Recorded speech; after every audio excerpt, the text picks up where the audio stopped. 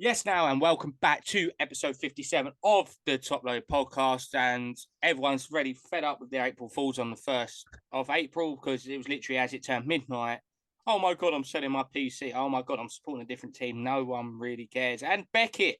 Oh, they done an April Fool. Oh, wait, it wasn't an April Fool. Or was it an April Fool's? We'll get into that. But first of all, Harry, how are you doing, my friend?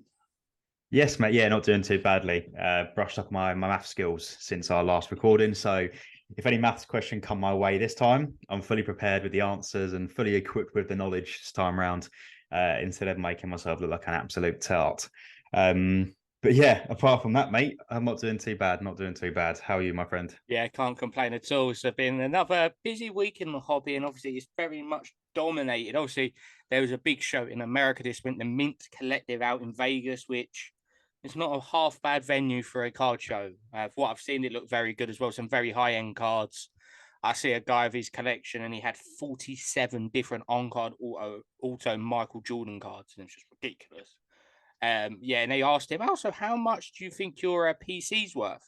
And he went, about 4.7 million. I was like, fair, fair, Jesus. fair, fair enough. And he was like, but he bought them all back in like the actual year of the thing. And he said some of them he's made 20,000% on. Like he bought one of them in a box for like $50. But fair play. Mad. But obviously, there's one main thing coming out this Mint Collective, and it is Beckett. And Beckett in the past have done their usual tricks of April Fool's jokes and like these new labels and stuff like that. But this one, they was obviously saying that they was changing their grading scale. And to this moment, I still actually think it's an April Fool's, even though I don't know who's in charge of communication or anything at Beckett, but there's in a world that is dominated by PSA, you can't be slipping up and potentially wiping the whole value of your product off the floor. So, just first of all, when you see it, did you think it was an April Fool's as well? Because it actually did. The show did start April 1st, but it actually was not an April Fool's, or it was. Or it was so bad that it actually was a joke. Yeah, I mean, I'm not I got caught out by a lot of April Fool's jokes on that day. One of which being Messi joining El Nassr with Ronaldo. I read that and I was like, oh wait, it's April Fool's. Or like Notes, the rapper announcing he's retiring, and then oh wait, April Fool's, and you read it and believe it. And I'm like, right, okay, that was a joke. But with Beckett, yeah, I don't know. Like I read it and first thought, yeah, it's got to be a joke, surely. And I was like, I don't actually know if it is anymore. It was just bizarre, absolutely bizarre how they announced all of this changes. They announced the process they were going down and what the new grading regulations would be, and then within days, they're then all of a sudden like, nah, actually, after the feedback, scrap it. It's going still saying how it was. So yeah, I'm a bit confused in the same boat, I guess, in terms of was it actually a joke? Was it actually serious? Um, but it was just mind-boggling to try and get your head around what they were actually trying to achieve or why they thought that was going to be a good idea. I think, I was saying to you before we come on here, you get a BGS 10 and, you're basically, you're thinking, apart from the black label, you're thinking, right, okay, I've got the highest grade I can possibly get. It's a BGS 10. That's Yeah. adding value to the card. It's that specialty of, okay, I've got a 10. But then you're adding two tiers of a BGS 10. And if you get 110 on one of the one of the four grades, it's a BGS 10. And it's like, how can you have 395s, a 10, and it's a 10 overall? That's law of average. It doesn't make sense. So it basically mitigated and just, diminished that whole speciality, if you like, of getting a BGS 10. Which I think is probably why everyone jumps on the bandwagon of it being like, this is the worst idea possible. I think, it was very unsurprising to see the amount of people that were going along the lines of anything I buy at BGS, I'll crack and send to PSA. Like it was always going to happen with that, like, with that regulation. Yeah. So I think they've done themselves a favor by, basically scrapping it and going just carrying on as the way they are. Because I feel they would have lost a lot of custom from people sending stuff to BGS. Like, yes, they grade like booklets that not another grading company does. But to bring in, it's like, if PSA did oh yeah, we're going to do a PSA 10, then we're going to do a PSA 10 plus. Like, it just doesn't make sense. You know, when you get these grades, and when you get a 10, it's that, right, I've got the highest mark. It adds monetary value. It adds every other aspect of being a much more of an appealing card. But it's like, oh, well, what BGS 10 did you get? Did you get 395s? Did you get 295s? Did you get 410s? Like, it just didn't make sense. So I'm hoping it was for their sake an April Fool's joke, but I'm not confident that it was. Yeah, like I say, obviously there was, everyone knows it of 9.5, 10 and pristine, obviously the black label, which is everyone's dream if you do send to BGS. But how they was going to do it, I'll just elaborate for people who didn't actually see it. So you had the Mint Plus 9.5, which was as simple as it's 4 9.5s. Perfectly, that makes total sense. Easy. Then we had the Gem Mint 10, the first category, which was 3 9.5s in a 10. Then we had another Gem Mint 10, which is 2 10s and 2 9.5s. So there's no difference on the label at all, apart from two. There's one will have 1 10 and one will have 2 10s. Okay, fair enough. And then you had the gold label Pristine, which is a 10 Pristine, which was 3 10s and 1 9.5. And then obviously the black label Pristine, which is 4 10. So if this was true, and obviously, is it good marketing? Because everyone's been talking about Beckett. Obviously, they've come out with a statement as well. So I'll read that out in a second. But like you say, if you've got a Beckett 10, the value of it drops drastically, because where's that set such a high standard? Normally, Beckett is known for high standards in terms of actually being strict on cards. All right, we can go into, they have graded a ton of fake stickers, like the Ronaldo sticker, especially from Lisbon. There's tons of them been graded, whereas some people rejected them, they were still taking them up until a while ago. But it really would have been detrimental, not just to Beckett, but the overall grading market, because PSA have this massive say anyway of what goes on in the market. They're grading 1.2 million cards a month, which is pretty much is over a million more than everyone else, which is just crazy. And then for Beckett to throw this in, at the time they threw this in, they were still the lowest ranked ones out of all of them. So you had PSA at like 1.2 mil, you had SGC at 150,000, give or take, and then you had the CGC plus CSG, the combined trading group, at about 140,000. Then you have Beckett at 75, which already shows you that Beckett is least desirable at the moment. SGC, obviously, turnarounds are fantastic. You're looking at 8 days on a regular. And I remember a year and a half, 2 years ago, there was only about 40,000 a month at SGC. So they've done really well. But it would have been more detrimental to Beckett than anyone else, because whoever runs their marketing team has had an absolute howler with that. That this will hang forever with them. People don't forget stuff in the card hobby. So do you think this is actually, don't matter that they've said, oh, we're not changing it, or they might bring out a new system, that people are already thinking, you know what, they might change it down the line anyway, so I'm just going to send it somewhere else? Yeah, I think it's something that will be, never forgotten about. And I think, people, in my opinion, will maybe think twice next time they send to Beckett. I think the fact the mindset was there, the thought process, and the willingness to change it to that particular grading regulations, I think just go to show that, like, I've got no idea where their head's at, or why they thought that was going to either bring more custom in or make it more appealing. Because if anything, you did the complete opposite. People were literally saying, I'm going to crack my BGS and send them to PSA instead. And I think for PSA to be running that market, and, with Beckett being, over 75% less cards they're grading.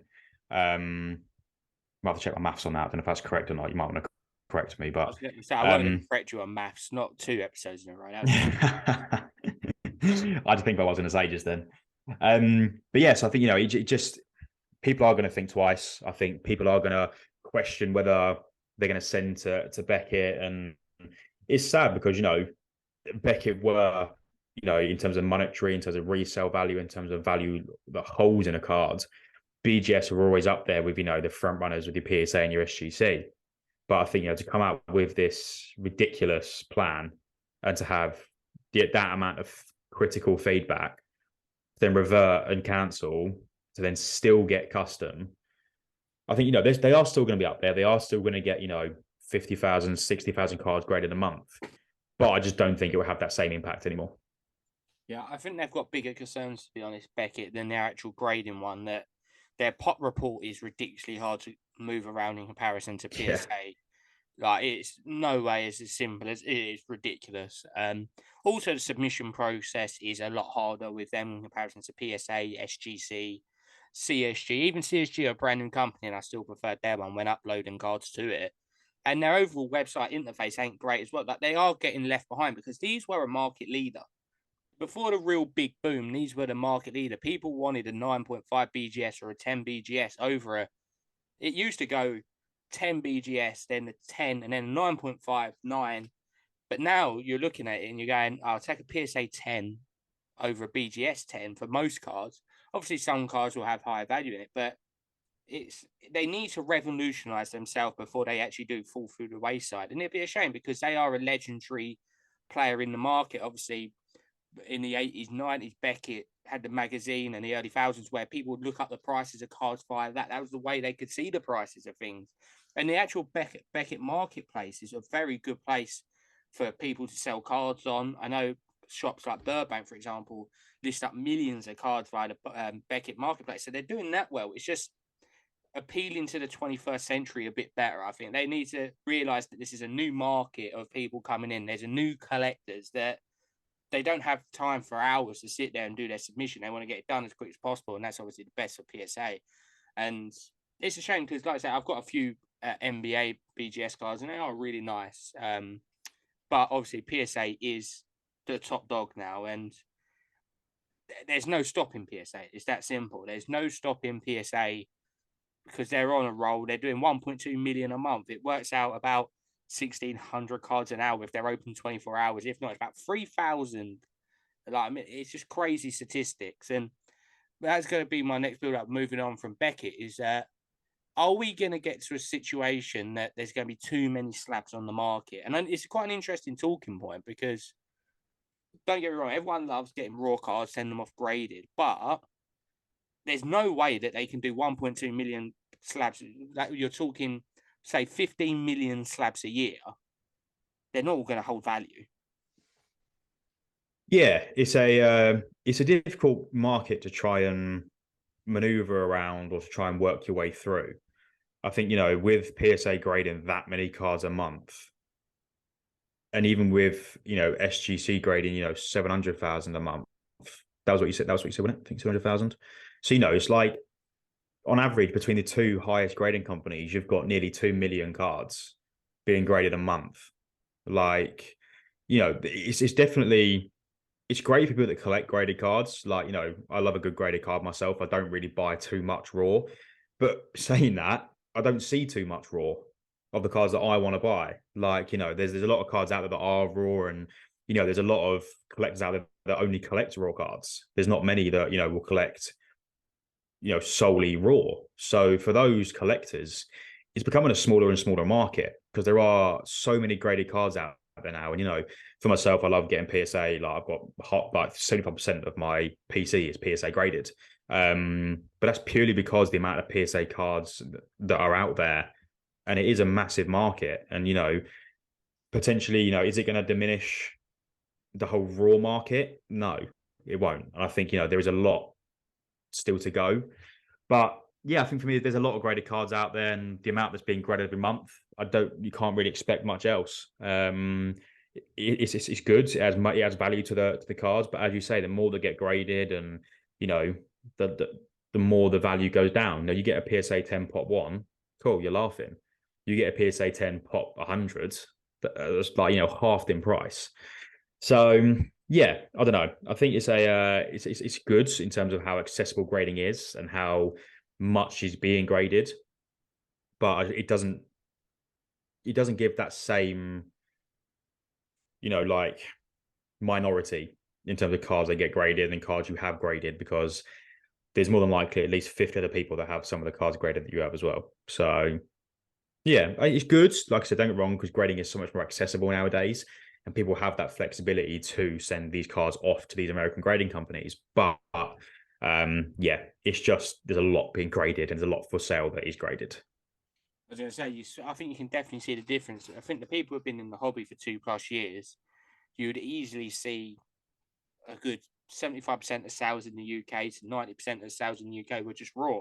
But you are seeing a lot more slabs come up and cheap slabs as well. You're getting, obviously, there was a junk wax era of that people were sending like base cards of Don Russ and all that, Yeah, that now are probably 5 to 20 quid area. Like they're it's nothing. less than the grading cost nowadays.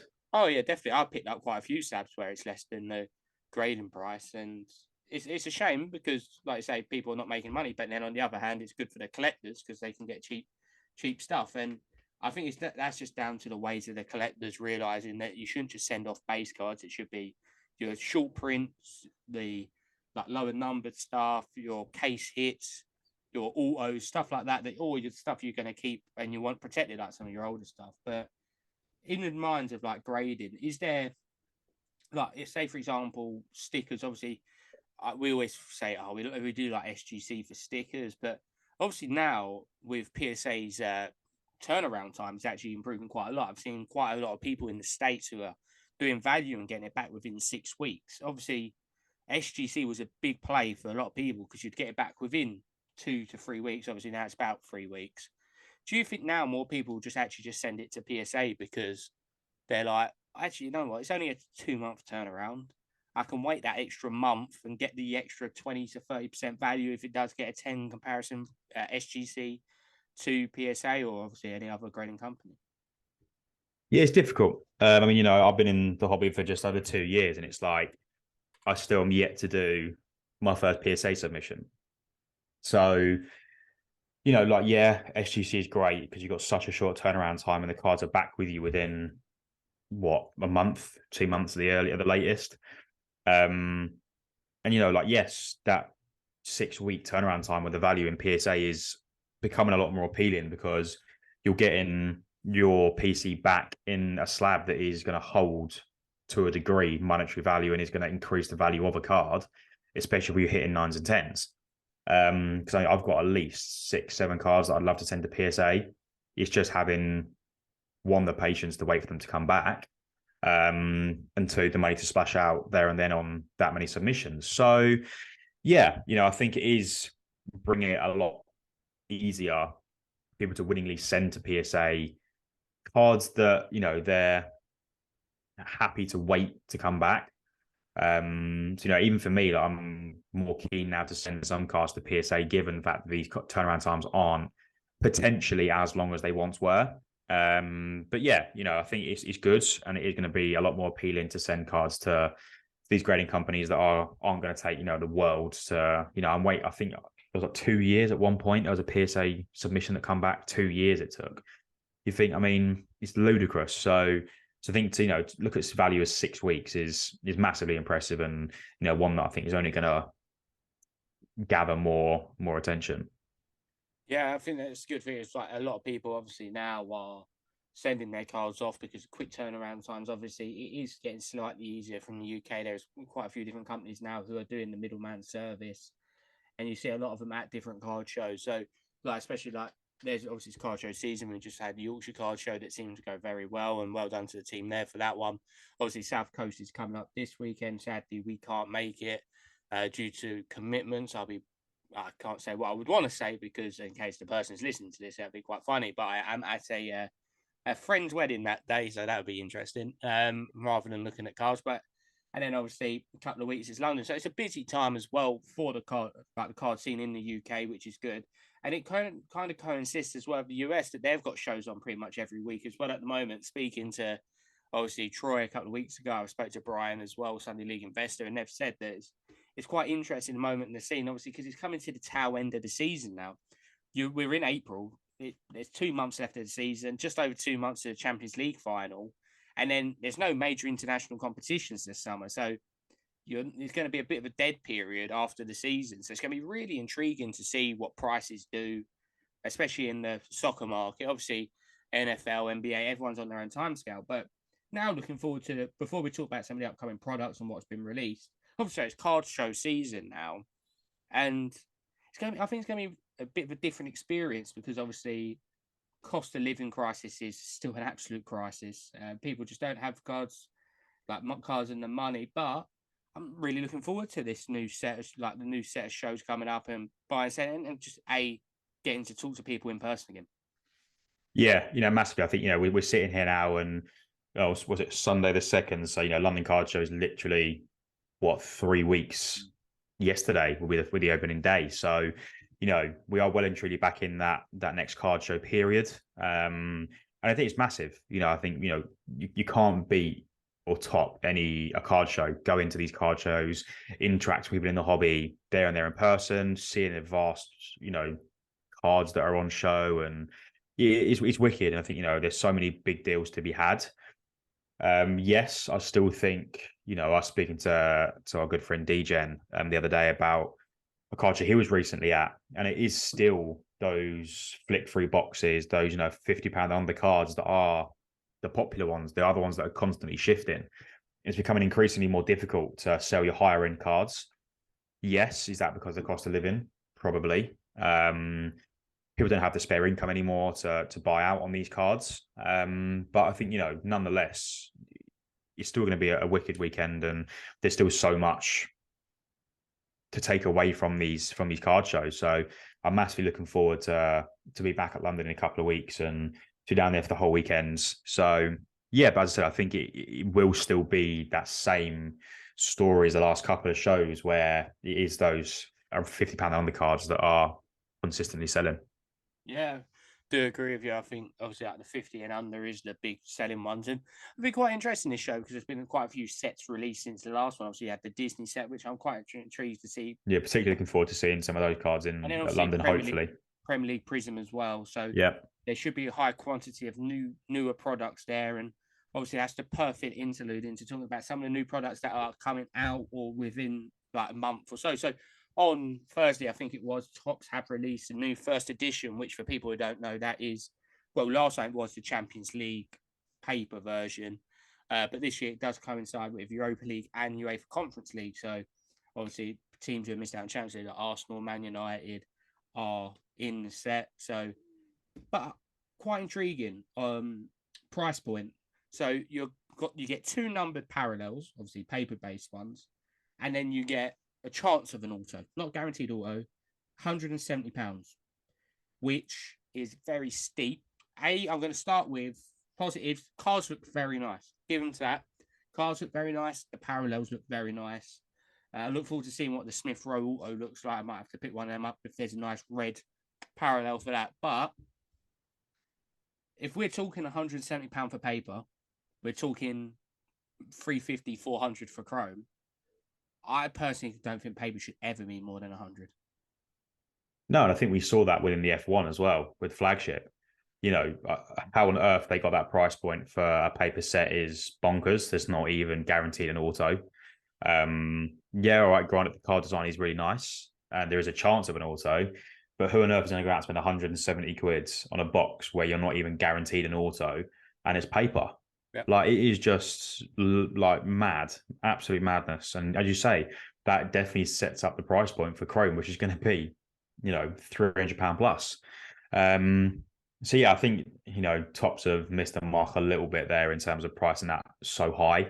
But it looks a nice set, and as you say, there's some nice autos in there. But in my opinion, for a paper set at £170, that's not guaranteed an auto. Yeah, there's too many L's for me to consider it being a plus. Yeah, I was looking through the check. Obviously, base parallels, yeah, good, fair enough. I was looking at the numbers of them.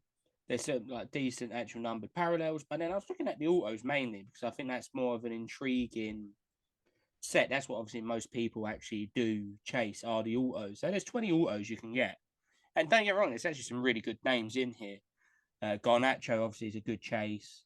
You've got Vlahovic, Camavinga, Haaland, Fabio Carvalho, Gonçalo Ramos, obviously another big one.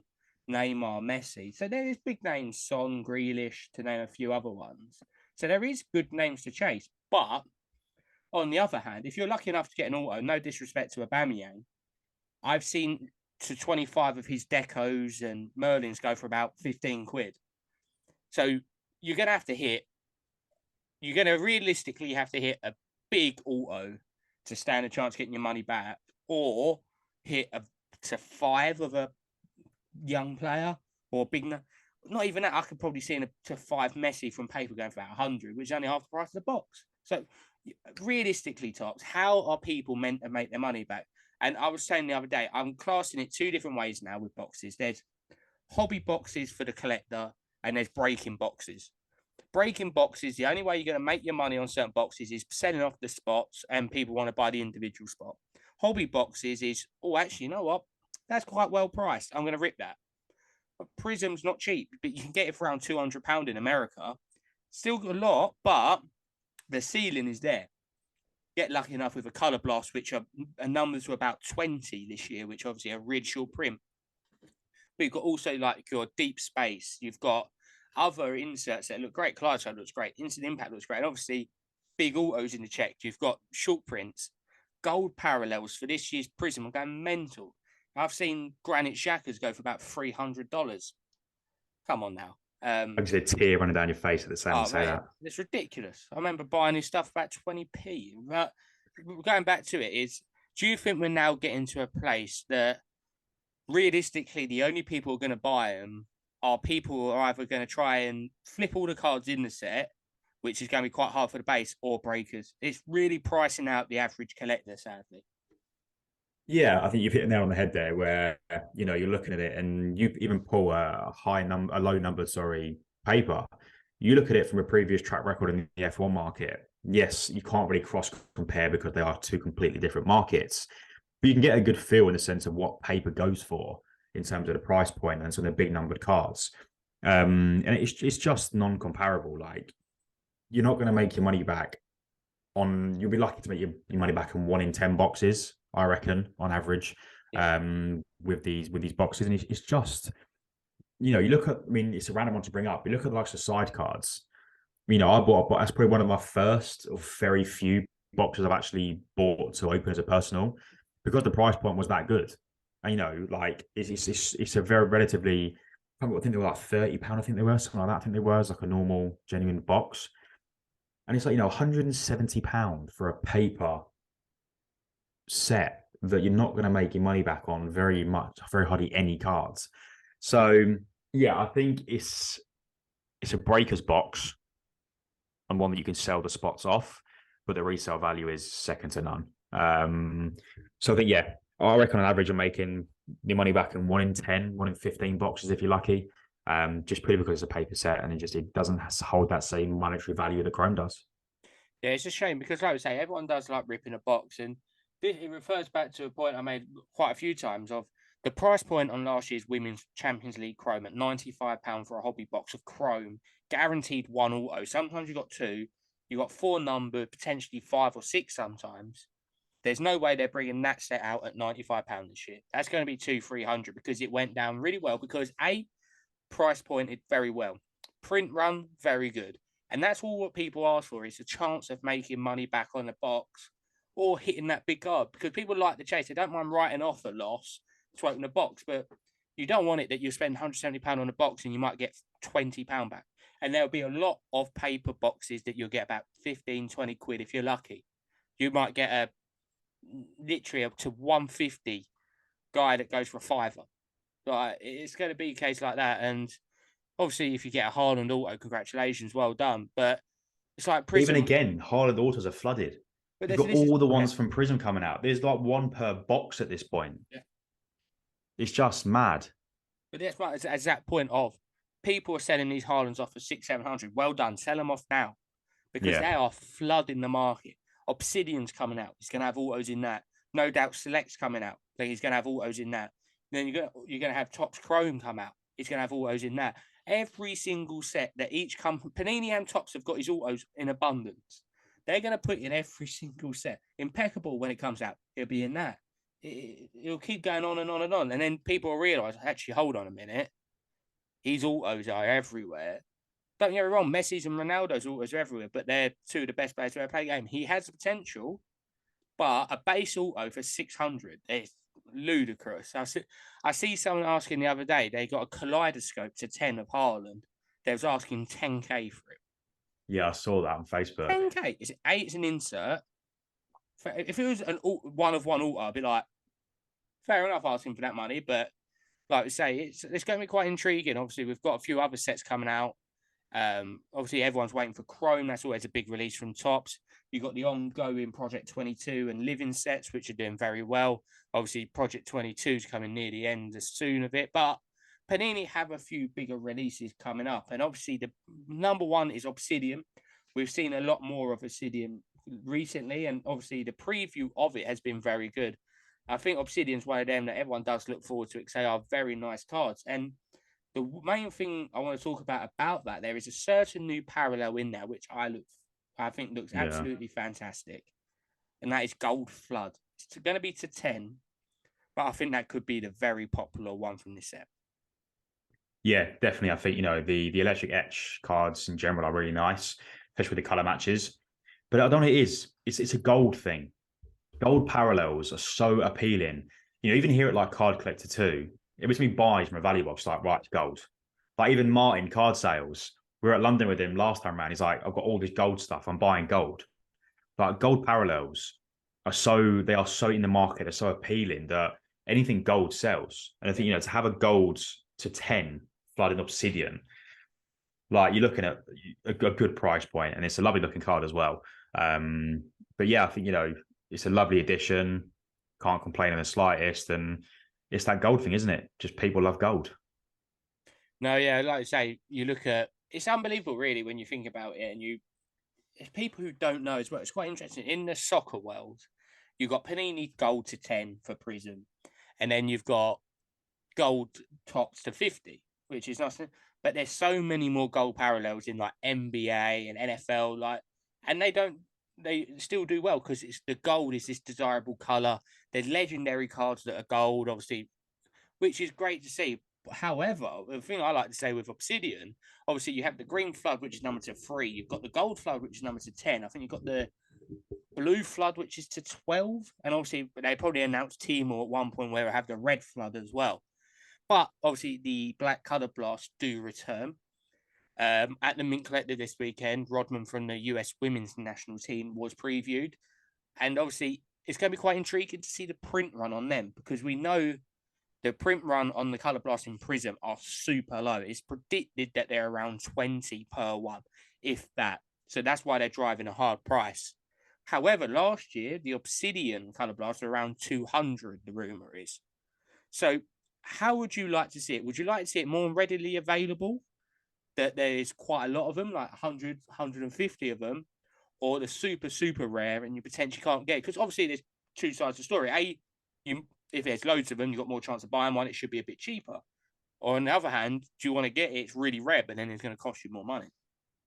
Yeah, you've literally hit the nail on the head. It's catch 22. Because if you make it like it was Obsidian last year, the Color Blast where it's to 200, it's a high print run, therefore the price will be lower. They're much more, what's the word? Like they're easier to gain, like they're easier to pick up, and there's a much higher chance you'll find one out there, which is great for a collector that collects a certain player, collects a certain team, that they're more readily available.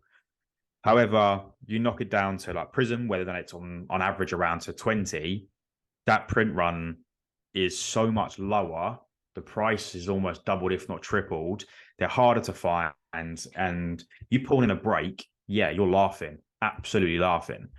But you're a collector trying to find one, it's like gold dust. And if when you do, the price point is through the roof because they're so hard to come by. So yeah, it is catch 22. But in my opinion, the Color Blast is that nice of an insert or that nice of a case hit, should I say, that it's not, for me, it's quite good to have it as a very short print run. But as I said, on the downside, people that want to collect them, you've got to have the money there and then, or the money available, or lucky enough in a break to hit one.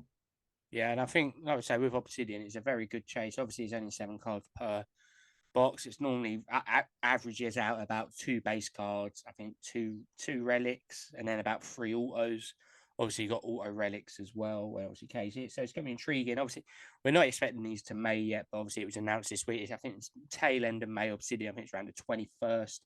You're looking at Immaculate, which comes out about the 4th of May, which is obviously a lot closer. And then obviously you've got Select as well. So I think it's going to be quite intriguing having these different sets. And what I quite like how they're doing Select is they're breaking up in the league. So rather than having how they've done Select in the past of having national teams and certain league teams, is a Premier League Select. There's a La Liga Select. I think there's a Serie A Select, or however they're doing it. I can't remember what way. There's 3 sets. I can't remember.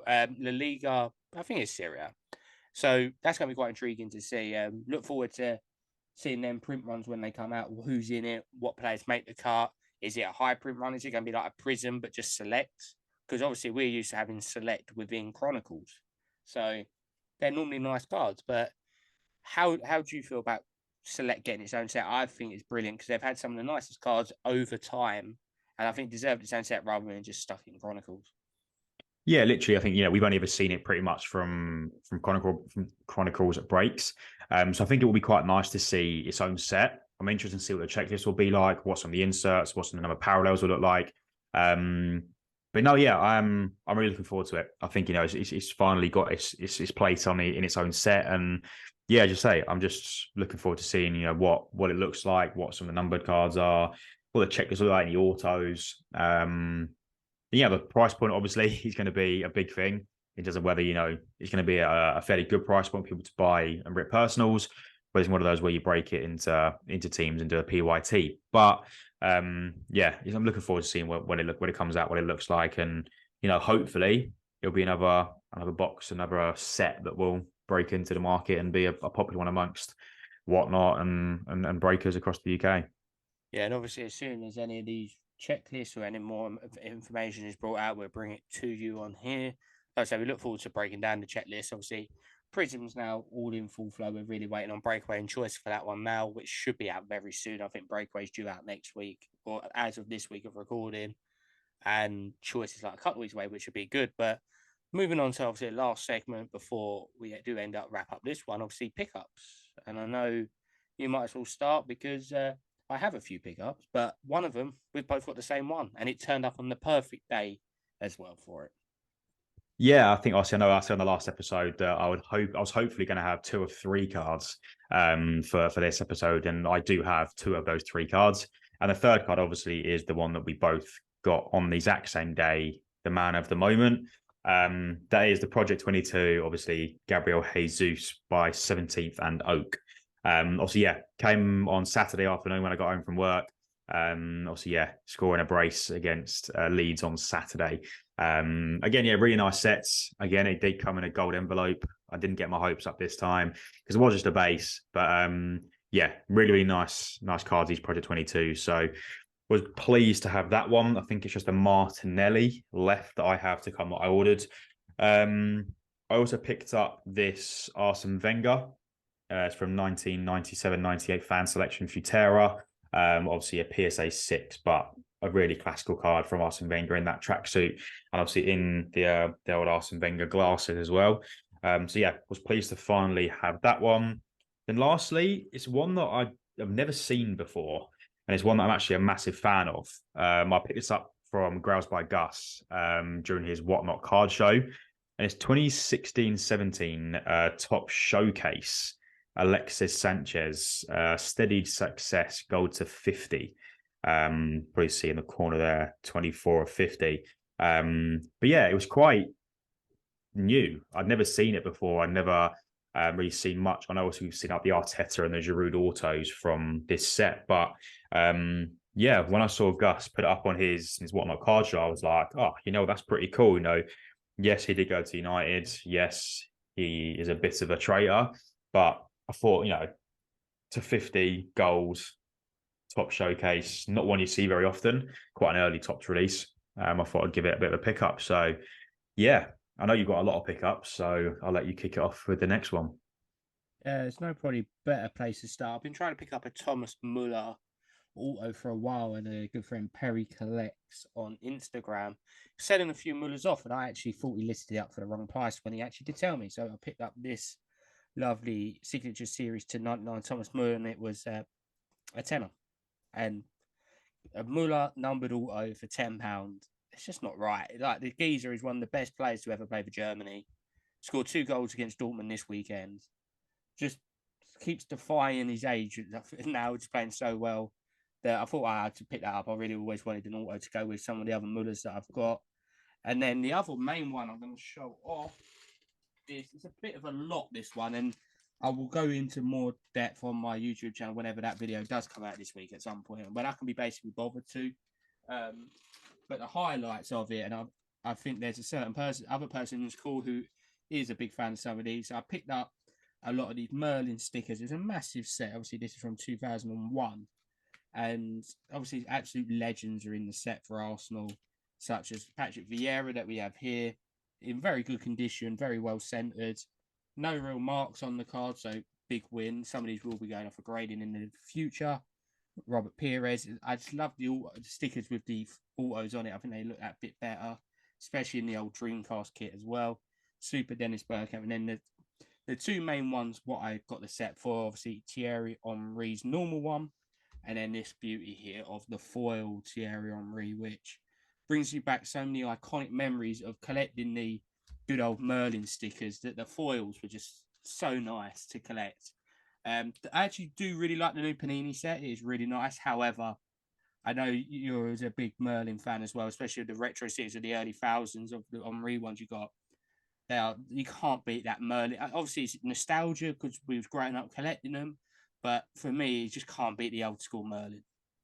No, I think, especially with a player like Thierry Henry in those Merlin sets, you cannot argue with it. I know I've got the 1999 and the 2000 sticker from Henry slabbed up, one with PSA and one with SGC. Sorry, both with SGC. So yeah, you really can't top it. It is such a nice set, especially those foils. They don't make them like they used to, as they say. They are, truly nostalgic. And I think, I don't know, make you feel old, but I think I was 2 when the 2001 Merlins come out. So yeah, a long time ago now. I was only 4, so it's not too bad. Don't want to think about Double that. Don't want to think about that. But no, yeah, I think, like I said, we're seeing a lot more of them graded now, and especially if you get them in good condition. They just, as I say to people, the hobby is not about making money. It's about collecting what you want to collect. And I think stuff like that brings you nostalgia is worth more than any. Like, for me, I've got some stuff that I can flip for good money, but I'm not a flipper. I'm a collector, and stuff like that. It's just endless, because I remember sticking in a book, and I was like, I've been trying to find some of my old books in if there's any spares. I found my 2003 album, and there was one Arsenal duplicate. I was like thinking, oh, please be Henry, please be. And it was Rami Shaban, the goalkeeper. I was like, of all people, it had to be him. But I was just flicking through it, and I was like, oh, there were so many cool ones. Like the little mini stickers as well was so cool, that I'll probably try and pick some good up conditions. But like I say, some of them will be going off for grading at some point this year. Just to have in the PSA, like, it's one of them that, like you say, with your Wenger, it got PSA 6. Couldn't really care less what it got. It's just a lovely piece to have, and it's a good memory to have. Like, especially one from, like 20, quick maths, 26 years ago. It's just mad. Yeah, like I said, the Futera sets especially, and the Merlin stickers, they're not designed to be kept for 20 odd years in good condition. You got to think stickers, people didn't open the sticker pack properly and ripped apart the sticker, or they're literally, you got to think these sticker packs were paper. Like, yeah, they're not durable. These are not durable. Well, you can say that. You get flawless briefcases, which are metal insulation and all that, and they come out dented. So to get a good sticker condition is fabulous. And I think, like we say, both of us have got quite a few stickers, and I really do enjoy Marnold cards as well. Another Arsenal collector. I was at his stall at last London Card Show, and it's just great. There's something about stickers, I think, because that's how most people got into the hobby. It's just seeing the memories, and even there'd be some like prior to that, like some 90s, 80s, and below stickers, which are just fantastic. We both got some Wenger ones, but like I say, there's some really good ones out there, and I think no doubt that we'll be adding more to our collection over time. And there is a new PC I'm working on, which will be revealed very soon. Once some of it starts arriving in for stickers, but like I say, I'm broadening my collection. I'll just put, because I only really collect Arsenal, but Arsenal Women is one of my PCs that I really do enjoy, so I'm broadening that a lot more and going into a lot more rookie stickers in that one. And obviously for people that really follow women's football. It's been a great week for Arsenal women's, and it's just going good places. The women's games, World Cup this year as well, so they're hyped to be around that. I was at the Emirates last week. There was 21,000 people. I remember going and there was 700. So now seeing 21,000 is unbelievable. So women's games in a good position. Hopefully, see another Panini World Cup women's sticker book in the summer, which would be great. Chasing the Arsenal players in that one, and obviously probably get some graded as well. But like I say, it's just a great time to be a collector in the hobby, especially with prices. That there was a great quote from a video I watched this week, and when you can never really lose money on something that you love, it's only an investment that you can really lose on. For me, I could buy a Saka card for 50 quid. It might go down £10, but I'm like, I don't really care. It's Saka, I love it. But if I bought I don't know, a Rashford card and it went down 20 quid, I'd be like, fucking don't want this rubbish. Like, just make sure people, like, you can invest, but have a PC. That's where you really love the hobby, is when you PC and you collect. And no doubt people have more PCs than others. Some people might just collect one thing. Some people like collect more. People just upgrade it, just have raw. But I'll definitely ask you for your opinions. But I think definitely have PC, but just collect what you want to collect. Don't care what people say on the player you're collecting, the reason why you're collecting something. Just do what you want, because it's a hobby at the end of the day. Yeah, it's always like, collect what you love, not what people want you to love, or collect what you love, not what people want to see, or not what people want to look at. Like, it's all about what you want. Yep. Like, people could have skipped past that Wenger PSA 6 and go like, oh, it's a 6. Yep. Like, it's nothing. But for me, I'm like, it's a retro Arsene Wenger from Arsenal. You don't see him very often. Yeah, all right, it cost me 15 quid. But I'm like, it's one that I don't want to try and flip. It's one that can sit on my display, sit in my card case, and I can have it to be like, it's from me, like the year I was born. Like, so yeah, I think, it's always important just to remember to collect what you enjoy and what you love, rather than collecting to trying to fit in, or to try and collect with, what you think other people want to see. You'll go down a slippery slope. So yeah, as you say, it's just about enjoying the hobby and collecting what you love and what you want to collect. Yeah, I think that's the perfect way to end this episode. And obviously ties in with our catchphrase over here, but I hope everyone out there is doing safe.